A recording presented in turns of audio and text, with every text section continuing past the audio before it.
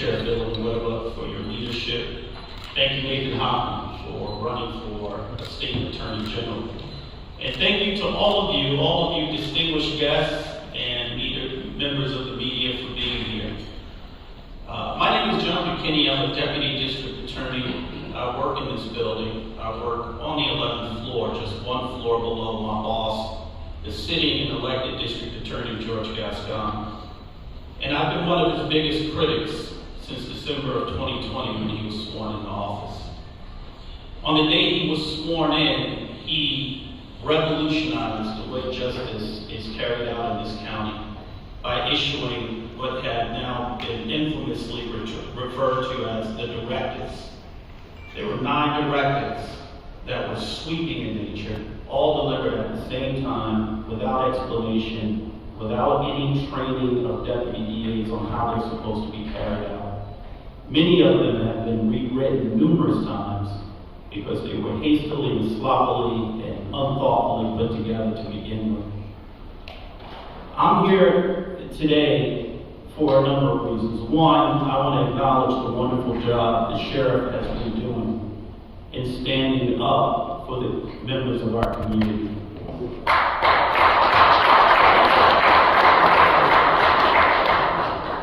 Sheriff Villanueva is one of the few elected officials that I've seen actually out on the streets confronting problems nose to nose. When I saw him in the Venice Beach area, walking the beach, engaging with homeless folks, engaging with activists, really trying to understand their needs and how government can help them, I thought that's government at its best right there. That's not politics. That's problem solving. And we need more of that. You have never seen my boss, District Attorney Gascon, walk in the streets, engaging with communities, engaging with victims, or even talking about victims. He shows very little to no concern for victims of crime. His entire concern is focused on those who perpetrate crime. As soon as someone commits a serious or violent crime, the district attorney is already moving mountains to figure out how he can mitigate the effects of the law on that person. The victims in those cases are invisible to him.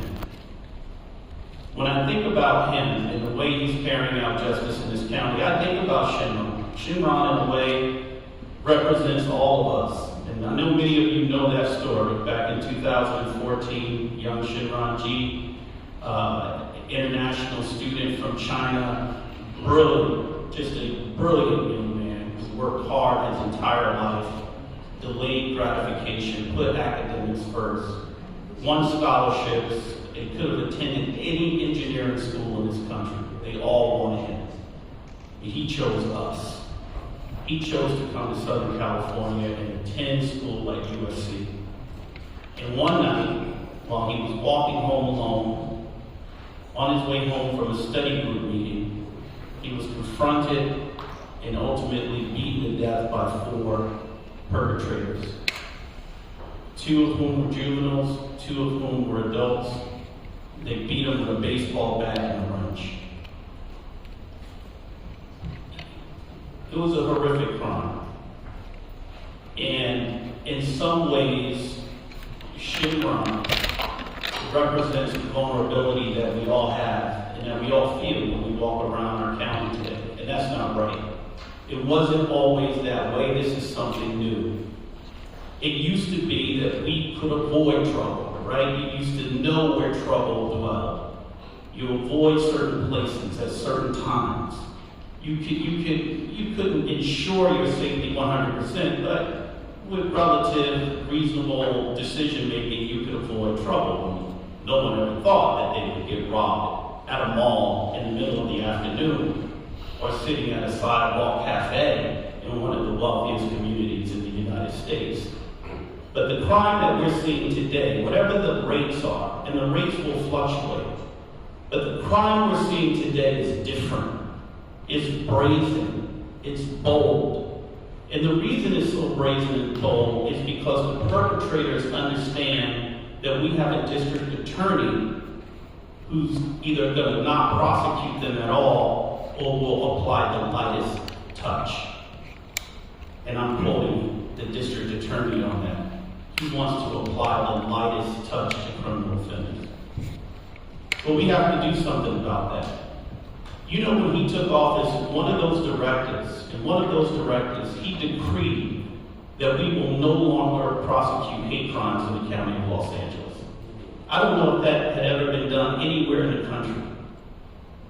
And what happened in his first year as district attorney?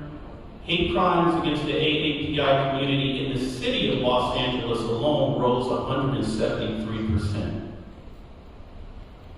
Now, he quickly walked that back under pressure, but he had already revealed what he thought about vulnerable communities. And I'm not suggesting that entirely caused a 173% increase in those crimes, but it played a role. It sent a message.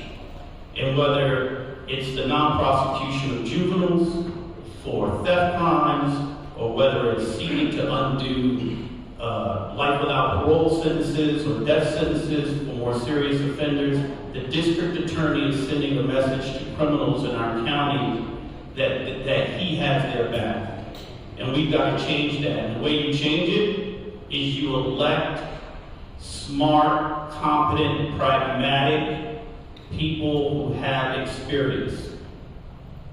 Sheriff Villanueva did the job of a law enforcement officer before becoming sheriff. He knows how to do the job.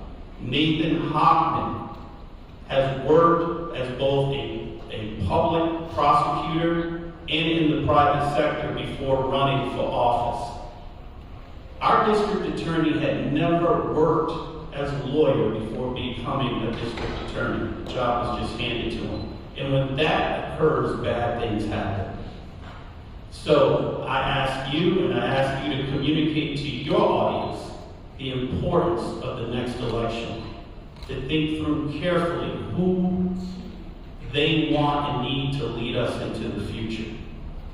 As I sit here today, my boss, the district attorney, is awaiting results of a recall election to find out whether he's going to have to run for office again this year.